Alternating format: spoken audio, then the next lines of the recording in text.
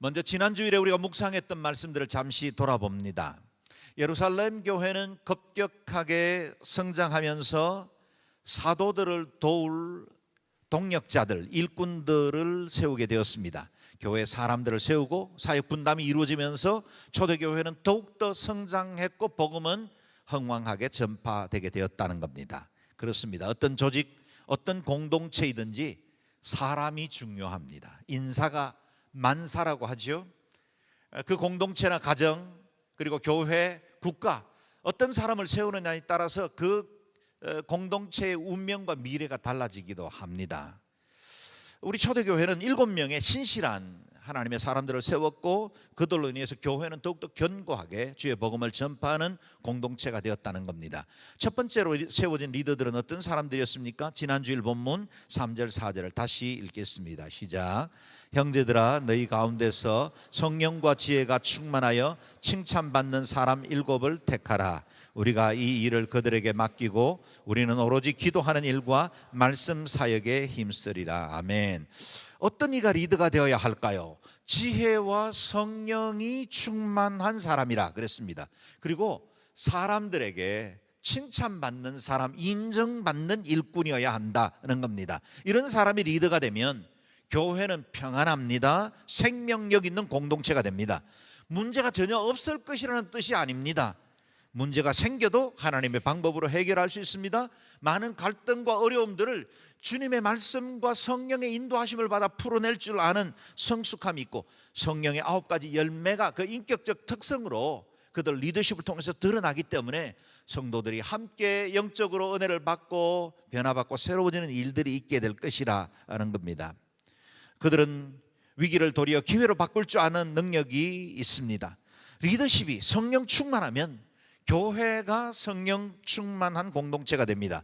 한 교회는 결국 그 교회의 리더십만큼 성장할 것이고 그 리더들의 영성이 곧 교회의 영성이 됩니다.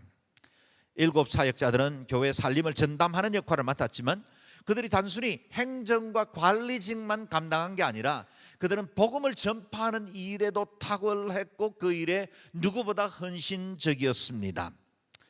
교회 리더는 공동체를 잘 돌볼 뿐만 아니라 복음 전파하는 데도 힘을 쏟아야 합니다. 여러분, 우리 교회 내부에 있는 여러 가지 살림과 사역들을 돌보는 것도 중요하지만 교회 리더가 된 사람은 무엇보다 교회 사명인 복음 전파하고 하나님의 나라를 확장하는 일에 헌신할 줄 아는 사람이 되어야 합니다. 그런 의미로 우리 영동 온누리교회에 속해 있는 모든 리더십들이 이 땅에서 많은 영혼들을 구원하고 주의 교회에 하나님의 복음을 전파하는 일에 쓰임받게 되기를 바랍니다. 우리 교회의 숫자를 더 늘리기 위해서 말하는 것이 아닙니다. 영혼은 누군가가 복음을 전해야 구원받을 수 있고 그냥 두면 영원한 저주와 사망 가운데 빠질 수밖에 없기 때문에 누군가가 그리스도 예수, 내가 만난 이 복음, 영원한 생명을 전파해야만 사람들이 주께로 돌아올 것이고 그 일을 통해서 구원을 얻게 될 것입니다. 그러므로 성도들은 담대한 그리스도 예수의 증인으로 살아야 합니다. 또한 우리 공동체 안에서 말할 때 자신의 생각을 말하기보다는 성령과 지혜로 말해야 합니다. 1:1 양육자들은 성령과 지혜로 동반자를 섬길 수 있게 되기를 바랍니다. 순장들은 모든 순식구들에게 성령과 지혜로 인도하고 섬기고 그들을 그리스도의 사랑으로 격려하게 되기를 바랍니다. 모든 사역 팀장과 총무들은 각 사역 안에서 성령과 지혜로 일들을 분별하고 그 사역을 풀어낼 수 있는 은혜가 있기를 바랍니다. 그래서 온 교회가 성령과 지혜로 충만되어지고 그래서 하나님의 나라 영광 위하여 귀하게 쓰임받는 저와 여러분 되시기를 주의 이름으로 축원합니다. 성령 충만한 사람은 말을 할 때도 그 안에 성령님의 선하신 뜻이 드러나게 될 겁니다. 지혜의 말, 믿음의 말을 하게 될 것이고 긍정의 언어를 하게 될 것입니다. 성령의 말은 살리는 말입니다. 회복시키는 말입니다. 여러분의 입술에 성령의 지혜와 능력이 충만하여 사람들을 살리고 회복시키는 능력 있는 입술이 되시기를 주의 이름으로 축원합니다. 아멘. 이렇게 세워진 7 일꾼 중 한 사람이 기독교 역사상 첫 번째 순교자가 되었던 스데반입니다. 여러분 놀랍지 않습니까? 스데반은 12명의 사도들 중에 한 명이 아닙니다. 성도들과 똑같이 신앙생활하고 있었는데 어느 날 지도자로 피택을 받아 임직자가 되었고, 그가 이와 같이 초대교회 여러 가지 어려움과 환경 핍박 가운데 돌파해 나가면서 복음을 전한 강력한 전도자가 되었다라는 겁니다. 당시에 자유인의 회당에 속했던 유대 종교인들이 그를 반대하고 대적했지만 스데반이 지혜와 성령으로 말하는 것을 당해낼 수가 없었습니다. 박해가 거셀수록 스데반의 설교는 더욱더 확신이 넘쳤고 그의 얼굴은 천사와 같이 빛이 났다고 말씀하고 있지요. 스데반이 전하는 이 복음을 감당할 수 없었던 반대자들, 박해자들이 거짓 증인들을 내세워 그들을 핍박했고 신성 모독으로 고발하며 결국 공회 앞에 재판을 받게 하였습니다. 스데반은 스스로 시퍼런 사내들인 공회 앞에서도 자신이 믿고 있는 바와 전하는 바가 무엇인지를 담대하게 변증합니다. 그것이 우리가 읽지는 않았지만 오늘 본문 앞에 있는 7장 1절에서 53절까지 신약 성경에 등장하는 가장 긴 설교 본문입니다. 오늘 우리는 아쉽지만 그 말씀을 다 강해할 수는 없습니다. 1절 2절 전반부만 읽어보겠습니다. 시작. 대제사장이 스데반에게 사람들이 고소한 이 내용들이 사실이냐고 물었습니다. 이 말에 대해 스데반이 대답했습니다. 형제들이여, 그리고 어르신들, 내 말을 들어보십시오. 스데반은 유대 지도자들의 이 악한 의도로 위협하고 있는 위기의 순간, 자기의 생명을 좌지우지할 수 있는 권력자들 앞에서 오히려 이 위기를 복음 전할 수 있는 기회로 변화시킵니다. 성령과 지혜가 충만했던 스데반은 박해자 앞에서도 결코 위축되거나 복음을 부끄러워하지 않았습니다. 성령으로 충만하면 세상을 보는 눈이 달라집니다. 무엇을 두려워해야 하는지, 진정으로 내 인생에 가장 중요한 것이 무엇인지를 성령 충만한 사람들은 다른 관점으로 볼 수 있게 됩니다. 스데반은 살기등등한 공의회 앞에서도 조금도 굴하지 않고 그의 안에 있던 이 가득한 복음의 열정과 에너지를 다 쏟아냅니다. 스데반의 메시지는 창세기에서부터 말라기까지 구약 전체를 복음, 예수 그리스도로 말미암아 꿰뚫고 있습니다. 창세기에 등장하는 믿음의 조상들의 삶을 다루는가 하면 왕정시대, 그리고 광야의 이스라엘, 정복시대, 포로시대 이르기까지 각 시대마다 일하셨던 하나님, 그리고 그 가운데 계시되어셨고 언약되었던 그분이 바로 예수 그리스도라는 사실을 밝히고 있습니다. 지리적으로도 보면 믿음의 조상 아브라함의 고향인 메소포타미아에서 시작해서 애굽과 광야와 가나안 모든 전 지역을 망라하며 그 가운데 일하신 구약 성경 전체의 핵심 주제인 예수 그리스도를 선포하고 있는 겁니다. 그런데 만약 우리가 아무런 문제 없이 이 스데반의 설교 7장을 읽는다면 그저 구약을 요약하는 것처럼 보이기가 쉽습니다. 그러나 스데반의 설교가 만약 단순한 구약에 있었던 사건들을 요약하는 것이라면 당시에 유대인들이 스데반을 돌로 쳐 죽이려고 할 이유가 없었겠죠. 그의 메시지는 아브라함으로부터 출발했지만 공통 분모 안에서 함께 공감을 불러일으키긴 했지만 당시 유대인들을 묶고 있는 그릇된 선민의식과 왜곡된 성전 중심주의 신앙을 깨뜨리고 있습니다. 스데반의 이 7장의 설교를 요약하면 이렇게 정리할 수 있겠습니다.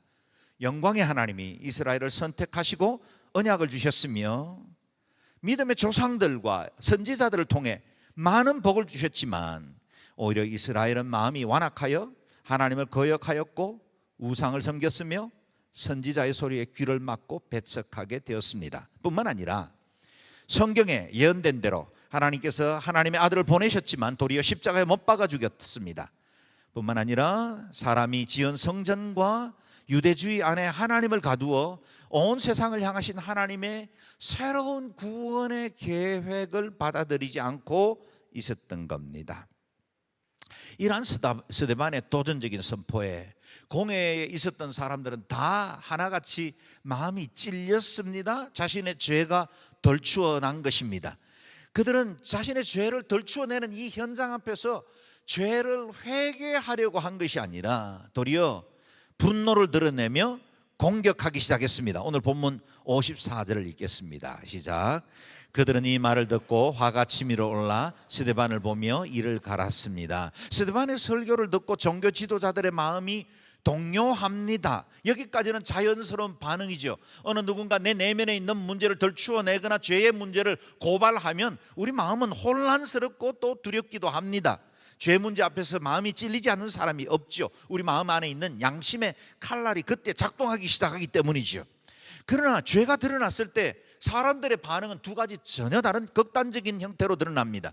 하나는 자신의 죄를 시인하고 돌이키든지 회개하고 돌아오든지, 또 다른 반응은 죄를 덜추어내는 원인을 제거하든지.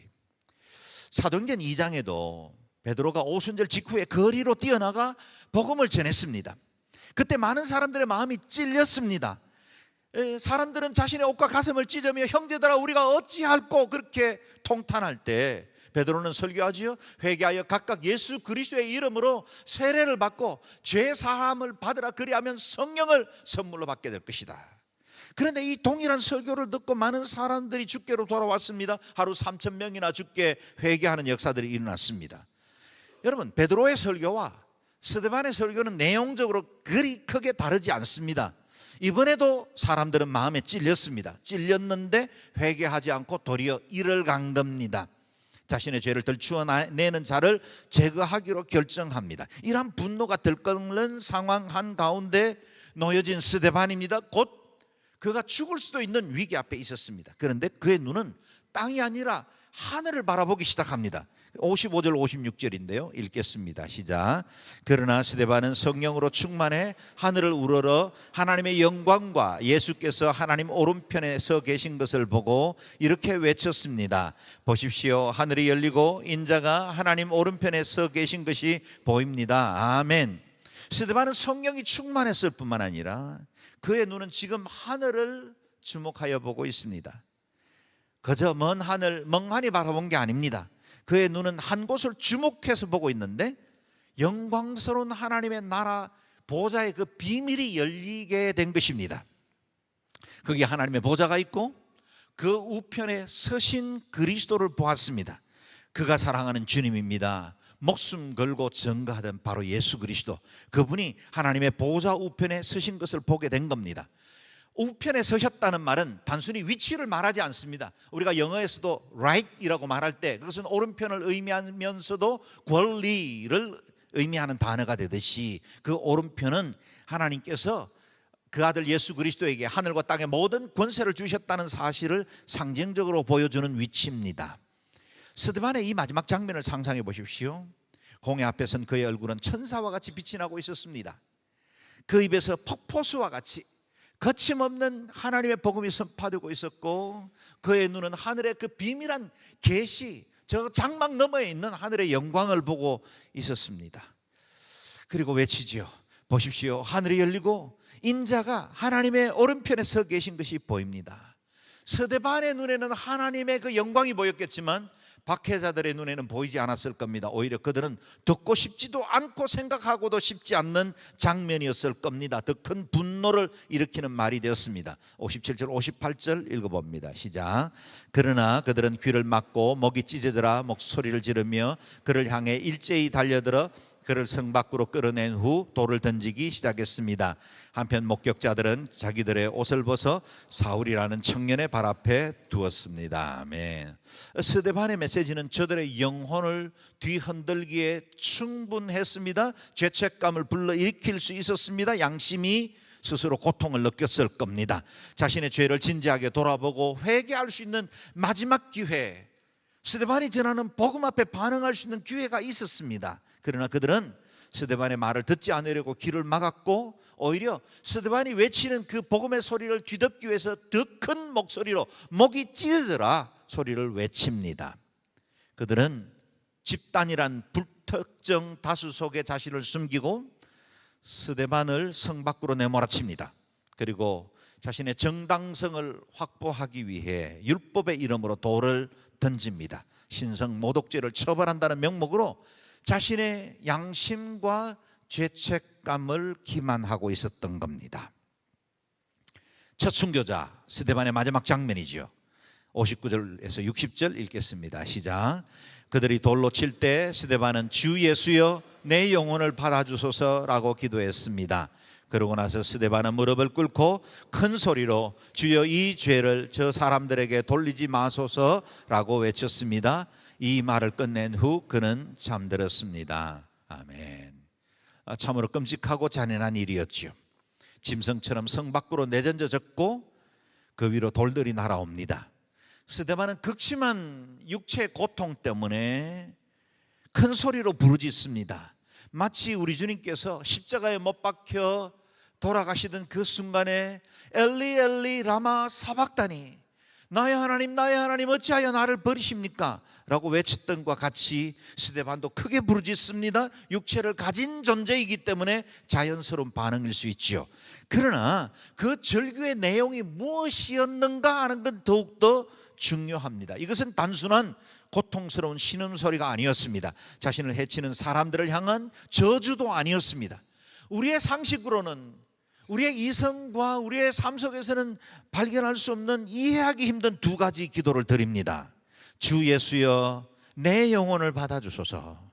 자신의 영혼을 의탁하는 기도를 드립니다. 또 주여 이 죄를 저 사람들에게 돌리지 마소서. 자신을 돌로 쳐 죽이는 사람들을 위한 용서의 기도를 드렸던 겁니다. 마치 십자가에서 우리 주님께서 마지막으로 남긴 7개의 말들 가운데 2개의 말을 듣는 것과 같습니다. 아버지여 제 영혼을 아버지 손에 맡깁니다. 아버지여 저들을 사하여 주옵소서. 자기들이 하는 것을 알지 못함이니이다. 예수님께서 십자가에서만 남기신 2마디 말씀과 스데반이 순교하면서 남긴 말들은 어찌 이렇게 똑같을까요?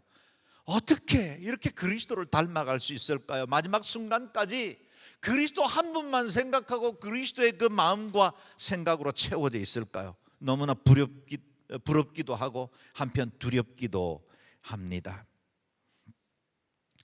그런데 이것이 단순한 스데반의 힘이었겠습니까? 저는 아니라고 봅니다. 스데반이 순교하던 그 마지막 순간에 예수 그리스도의 영이 그를 지배하고 그의 마음을 주장하고 있었던 겁니다. 돌이 날아오면서 당하는 그 고통보다 하나님의 영광을 볼 수 있게 되었고, 그리스도의 마음을 그의 심장 속에서 터져나오듯이 이 같은 2마디의 고백을 들을 수 있게 된 겁니다. 스데반은 기독교의 첫 순교자가 되었습니다. 그러나 아무리 영광스러운 타이틀을 붙인다 하더라도 여전히 죽음은 슬픔이요 고통이고 모든 것과의 단절을 의미합니다. 그런데 여전히 우리가 이 죽음 앞에서도 소망을 굳게 붙드는 이유가 무엇일까요? 첫째는 죽음에 대한 이해가 다르기 때문입니다. 60절 마지막을 보면 이렇게 고백하죠. 이 말을 끝낸 후 그는 잠들었습니다. 잠들었답니다. 그리스도인들의 죽음은 끝이 아니라 잠자는 것과 같답니다. 여러분, 우리는 어젯밤에 편히 주무시고 아침에 일어나 여러 가지 옷을 챙겨 입고 오늘 이렇게 예배까지 나왔죠. 그렇게 한 것처럼 우리가 이 땅의 모든 수고가 다한 그날에도 어젯밤 잠자리에 든 것처럼 주님 안에서 잠자리에 들 수 있게 될 겁니다. 그렇게 우리는 이 땅을 떠납니다. 그리고 아침에 잠이 깨듯이 천국에서 우리가 새로운 세상을 맞이하게 될 것입니다. 예수님께서 회당장 야이로의 딸에 대해서 말하지 않습니까? 이 아이가 죽은 것이 아니라 잔다. 그리고 손을 잡아 일으키시죠.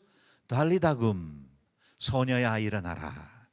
주님께서 이 소녀를 일으킬 때는 큰 소리로 달리다금 하지 않았습니다. 저 무덤 속에 있던 나사로를 향해서는 나사로야 나오라 외치셨지만, 아마 야이로의 딸을 일으키실 때는 달리다금, 마치 아침이 되었는데 깊이 잠들어 있는 어린 딸을 깨우듯이 그 아빠가 다정스럽게 부르듯이 그렇게 부르셨을 겁니다. 사랑하는 여러분, 아십니까? 우리가 맞이할 어느 날 잠도 그렇게 깨어나게 될 겁니다. 우리가 밤에 잠자리에 누울 때 잠을 두려워하지 않듯이 우리의 죽음도 그렇게 맞이하면 됩니다. 그리고 그 잠에서 깨어나면 무엇이의 세계를 지나 새로운 새날을 맞이하는 것처럼 저와 여러분 그리스도 안에서 새날을 맞이하고 하나님의 영광 가운데 주의 복된 세계, 영원한 하나님의 나라 맞이하게 될 줄로 믿습니다. 두 번째, 우리의 모든 죽음에는 의미와 열매가 있습니다.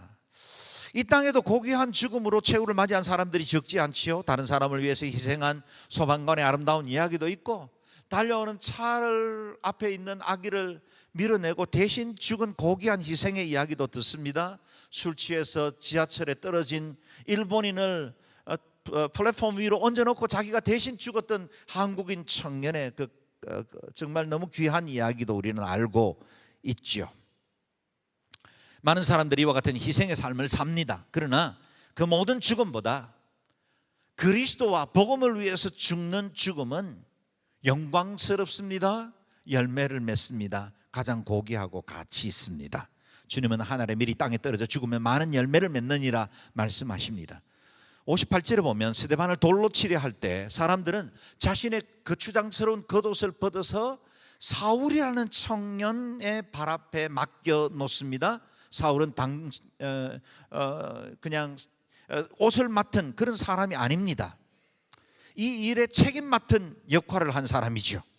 그리고 우리가 알고 있는 대로 이 청년이 이후에 수많은 교회들을 핍박하고 많은 그리스도인들을 옥에 잡아 가두려고 다메섹으로 가다가 부활하신 주님을 만나고 그곳에서 주님 앞에 거듭나 온 세상을 위한 가장 뛰어난 기독교 복음 전도자가 된다는 사실을 여러분 알 것입니다. 스데반이 순교하는 그곳에서 스데반은 죽고 사울이라는 한 율법에 충실한 청년은 복음으로 태어나게 됩니다. 순교가 선교의 문을 연 것입니다. 순교는 세상의 기준으로 보면 가장 비참한 종말이지만 그리스도인들에게 있어서는 가장 영광스러운 일이요 최후의 승리이고 가장 고귀한 죽음입니다. 기독교는 순교의 역사라 해도 과언이 아닐 만큼 많은 순교자들에 의해서 지금까지 복음이 전파되어 왔습니다. 초기 교부였던 터툴리아는 순교자의 피는 교회의 씨앗이라 그랬습니다. 저와 여러분이 이루고 있는 이 교회는 순교자들의 피에 의해서 지금까지 자라오고 여기까지 전파되고 확장되어 올 수 있었습니다. 대동강변에서 토마스 선교사님이 순교의 피를 흘렸던 그 현장에 가본 적이 있습니다.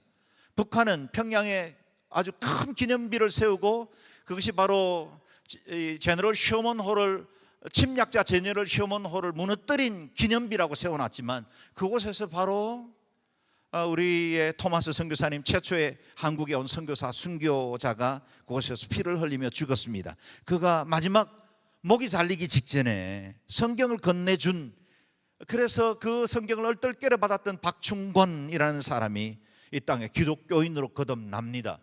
그리고 그와 함께 몇몇 사람들이 그리스도의 복음을 접하기 시작하면서 우리가 알고 있는 평양의 널다리골 교회가 세워지고 그것이 1907년 대부흥의 역사를 일으킨 장대현 교회의 시작이 됩니다.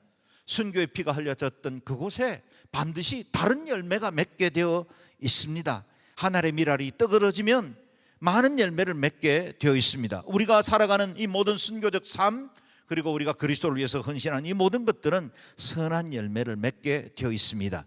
교회에 임박한 박해는 로마 제국 시대뿐만 아니라 수많은 이교도들 지역에서 박해와 고난이 계속 이어졌고 순교의 행전도 이어와 지난 2000년 교회 역사를 이어왔고 그 순교의 피가 이 땅 조선 땅에도 들어왔고 우리가 살고 있는 이 영종도 앞바다를 거쳐서 선교사들이 들어와 이와 같이 아름답고 영광스러운 하나님의 교회들을 세워가게 된 것입니다. 이와 같은 그 모든 복음의 역사, 하나님의 능력이 이 땅에 들어왔다면, 그리고 우리가 사도행전적 바로 그 교회를 지향하고 있다면, 우리가 추구하는 이 교회는 단순히 치유와 기적과 능력과 부흥만 사도행전에서 취하는 것이 아니라 사도행전에 있었던 핍박과 순교와 복음을 위한 고난이라도 기꺼이 감당할 수 있어야 합니다. 순교 영성도 이어받는 교회가 되어야 합니다. 우리는 최고의 가치, 유일한 복음인 예수 그리스도 그 생명을 가지고 있습니다. 목숨 내놓아도 좋을 만한 영원한 생명이 십자가에 있고 저와 여러분이 믿고 부르는 나의 주 나의 하나님 그리스도가 바로 이와 같이 영원한 생명을 우리에게 허락하십니다. 그러므로 모든 사람들이 다 순교할 수야 있겠습니까? 그러나 모든 그리스도인들은 순교자적 삶을 살아야 합니다. 내 삶의 일상 가운데 그리스도의 나라와 복음을 위한 헌신적 삶을 살도록 초대받았습니다. 스데반의 죽음은 끝이 아니었습니다. 그의 순교 현장에서 교회는 새로운 시대를 맞이하고 있었죠. 예루살렘 중심의 복음이 열방으로 흩어지는 계기가 됩니다. 8장 1절 말씀을 함께 읽겠습니다. 시작. 사울은 스데반이 죽게 된 것을 당연하게 여겼습니다. 그날에 예루살렘 교회에 큰 핍박이 일어나 사도들을 제외한 모든 사람이 유대와 사마리아로 뿔뿔이 흩어졌습니다. 아멘. 성도들은 예루살렘에 임한 그 큰 박해를 피해 유대와 사마리아와 모든 이웃 지역들로 흩어져야만 했었습니다. 이것은 예루살렘에 머물러 있었던 그 복음이 열방으로 흩어지는 중요한 전환점을 만듭니다. 본문의 지역 이름을 보면 사도행전 1장 8절의 도시들과 유사합니다. 유대, 사마리아 땅끝입니다. 동일한 순서로 흩어지죠. 성령이 임하여 권능을 받고 자발적으로 흩어질 수도 있지만 때로는 고난과 핍박을 피해서 비자발적으로 복음이 흩어지고 전파되기도 합니다. 그래서 하나님은 지상의 교회가 1장 8절 말씀에 순종하지 않으면 8장 1절의 박해라는 방법을 통해서라도 복음을 열방에 나누시고야 맙니다. 하나님은 자발적인 선교를 통해서 일하시지만 비자발적인 선교를 통해서도 그분의 뜻을 드러내십니다. 평양 중심으로 일어난 그 큰 부흥이 한반도 땅에 전역허에 흩어져서 복음을 흥왕케 할 수 있었던 이유는 6.25 한국 동란이기도 했습니다. 거기 피난민 무리 중에 한 분이 5살 난 하용조 목사였습니다. 북쪽에 있었던 많은 기독교인들이 공산당의 박해를 피해서 남쪽으로 왔을 때 오히려 큰 복음의 열매를 맺게 됐죠. 여러분은 영종도에 어떤 이유로 여기 와서 살게 되셨습니까? 좋은 환경과 여러 가지 직장을 따라 오신 분들도 있겠고 또 원치 않는 여러 가지 환경 때문에 영종도까지 와서 사는 분들도 없지 않을 겁니다. 그러나 여러분, 우리의 모든 살아가는 걸음걸음마다 하나님의 선하신 손이 함께 하셨는 줄로 믿습니다. 이곳에 두셨으면 하나님의 놀라운 목적과 계획이 있을 것이고, 이곳에 두셨으면 그것이 다른 어떤 외부적인 환경에 의해서 이루어졌다 할지라도 나를 향한 하나님의 놀라운 계획은 따로 있다는 사실을 믿으실 수 있게 되기를 바랍니다. 한편 예루살렘 교회 입장에서 보면 선교의 상황이 더욱더 악화되었습니다. 스데반의 죽음 이후에 더 큰 박해가 몰려옵니다. 그렇게 부흥하던 예루살렘 교회가 박해 때문에 성도들은 뿔뿔이 흩어지게 되었습니다. 성경에는 짤막하게 흩어졌다 그렇게 기록하고 있지만 한 개인과 가정의 이야기로 스토리를 들어보면 아마 그건 귀국한 사연들이 적지 않았을 겁니다.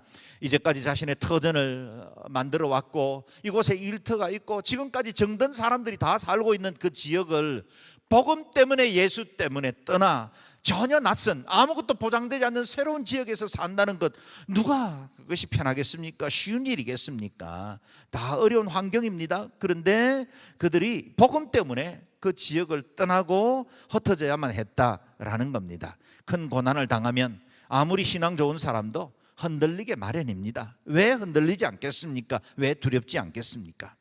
당시 박해당하던 성도들에게도 두려움이 엄습해 왔을 겁니다. 스데반의 순교는 장엄하고 너무나 고귀한 희생이어서 우리의 마음속에 새길 만한 귀한 희생이었지만, 한편 생각해보면 만약 내게 또 동일한 그런 일들이 벌어진다면 나는 어떻게 맞이할까에 대한 두려움도 엄습했을 겁니다. 만약 그런 상상을 하면 온몸이 굳어버리는 듯한 느낌도 있었겠죠. 그 때문에 깊은 밤에 가족들과 눈물의 이별을 하고 다시 만날 기약도 없이 생이별을 해야 했던 가족들도 있었을 겁니다. 이렇게까지 신앙을 지켜야 하나? 이렇게까지 예수 그리스도가 고귀하고 소중한가? 박해를 통해서 흩어지는 사람들이 그 내면에 던졌던 질문들이 오늘 우리에게도 던져져야 합니다. 내가 교양처럼, 소셜 네트워크처럼 그렇게 신앙생활을 할 건가? 아니면 내가 지금 부르고 있는 예수 그리스도, 내가 믿고 예배하고 있는 이 예수님이 내 생명을 드려도 좋을 만큼 소중하고 유일하고 완전한 분이신가에 대한 질문이죠. 오늘 우리 한국 사회에 살고 있는 사람은 이런 박해를 받는 사람들은 거의 없을 겁니다. 그러나 우리 자신의 삶 속에 정말 그리스도가 어떤 존재인지를 다시 돌아보고 내 신앙에 순교자적 영성을 새롭게 하는 시간을 가져야 합니다. 이와 같은 혼란스러운 상황 중에 하나님께서는 위대한 복음 전도자를 준비하고 계셨습니다. 2절 3절 말씀 읽겠습니다. 시작. 경건한 사람들이 스데반의 장례를 치르고 그의 죽음을 몹시 슬퍼하며 울었습니다. 그러나 바울은 교회를 파괴하면서 집집마다 돌아다니며 남자와 여자를 가리지 않고 끌어내 그들을 감옥에 보냈습니다. 아멘. 아멘하고 싶지 않는 마지막 말씀이죠. 만약 성경이 여기까지만 마무리된다면 그건 정말 우리에게는 비참하고 끔찍한 고통일 겁니다. 그런데 여기까지 이야기가 마치 시리즈물에서 다음 드라마를 예고하는 것처럼 여기까지 이야기는 하나님의 숨긴 행간의 놀라운 계획들이 담겨 있습니다. 스데반의 순교에 경건한 성도들이 울고 고통스러워하는 그때에도 하나님은 새로운 일들을 준비하고 계셨습니다. 표면적으로 사울은 살기등등해졌습니다. 더욱더 박해의 수위를 높여가고 있습니다. 교회를 파괴하고 남녀 가리지 않고 성도들을 끌어다가 감옥에 보냅니다. 사울은 그것이 하나님께 충성하는 일인 줄로 착각했습니다. 그래야 자기 마음속에 있는 이 혼란, 돌에 맞아 죽으면서도 아버지여 저들을 용서해 주십시오 기도했던 그 스데반의 천사와 같이 빛나던 그 얼굴 지워버릴 수 있는 방법은 자기의 신념에 더 충실한 일이라고 그렇게 생각을 했을 겁니다. 그 충격 잊어버릴 수 있는 방법이 더 큰 박해의 수위를 높이는 길밖에 없을 거라고 생각했을 겁니다. 그러나 힘쓰면 힘쓸수록 그의 마음은 내면 깊은 곳으로부터 무너지기 시작했습니다. 그가 충실해왔던 율법과 스데반이 전해온 복음은 확실히 달랐습니다. 율법주의에서 발견할 수 없었던 용서와 사랑, 치유와 회복이 스데반의 복음에서는 흘러넘치고 있었던 겁니다. 하나님께서 바울의 마음을 만지기 시작합니다. 성도들을 무차별로 박해하던 율법학자 사울을 변화시켜 장차 교회와 복음을 위한 위대한 전도자로 만들어 가시는 하나님의 역사가 시작된 것입니다. 순교자의 피는 헛되지 않습니다. 지금까지 전 세계에 흘려졌던 그 모든 순교자의 피는 반드시 복음의 열매를 맺고야 말았습니다. 사울은 결국 교회를 핍박하기 위해서 나선 다메섹 길에서 꼬꾸라졌고 이방 선교를 위한 최고의 복음 전도자로 거듭나게 되었습니다. 스데반의 순교한 그 현장에서 위대한 사도 바울이 탄생했다는 것은 얼마나 놀라운 일입니까? 지금도 전 세계에는 복음을 저항하는 어둠의 세력들이 정부나 사회 단체나 문화 조직을 통해서 끊임없이 박해의 수위를 높이고 있습니다.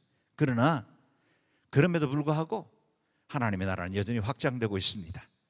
여전히 그리스도를 사랑하고 하나님을 경외하는 사람들이 주의 복음을 전파하고 있습니다. 확신합니다. 물이 바다를 덮음같이 대저 여호와를 아는 지식이 온 땅에 충만할 것이라. 하나님의 나라는 확장됩니다. 여러분 복음의 능력을 믿으십시오. 우리 하나님의 완전하시고 선하신 계획이 저와 여러분을 향하고 있다는 사실을 믿고 신뢰함으로 이 땅에서 한 번밖에 없는 생애를 주의 나라와 복음을 위하여 가치 있게 살아가는 저와 여러분 되시기를 주의 이름으로 축원합니다. 아멘.